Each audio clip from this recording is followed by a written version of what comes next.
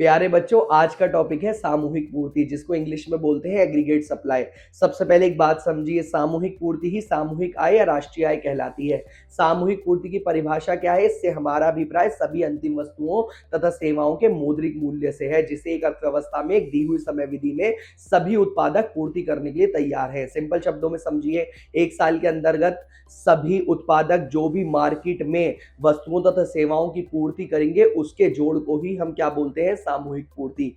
दूसरी बात याद रखिए, सबसे इंपॉर्टेंट, हमेशा सामूहिक पूर्ति राष्ट्रीय आय के बराबर होती है। एएस हमेशा वाई के बराबर होता है, क्योंकि जब एक उत्पादक मार्केट में किसी चीज की पूर्ति करेगा तो उसे सामने से आय मिलेगी, इसीलिए एएस हमेशा वाई के बराबर होता है।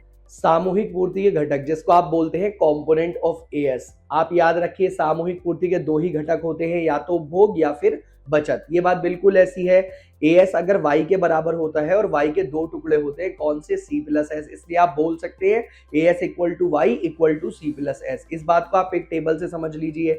एक टेबल दे रखी है, वाई दे रखा है, सी दे रखा है, आपने वाई में से सी को माइनस करा तो एस आ गया, और आपने सी में एस को प्लस कर दिया तो फिर एएस आ गया। अब आप चेक करिए, क्या वाई और एएस बराबर आ रहे हैं? हमने आपसे बोला ही था कि एएस हमेशा किसके बराबर होता है? वाई के बराबर होता है। टेबल ने वो चीज आपको प्रूफ कर दी। ऐसी और वीडियोस के लिए आप हमें फॉलो कर लीजिए, चैनल को सब्सक्राइब कर दीजिए, वीडियो को लाइक कर दीजिए और अपने दोस्तों में शेयर करना बिल्कुल ना भूलें।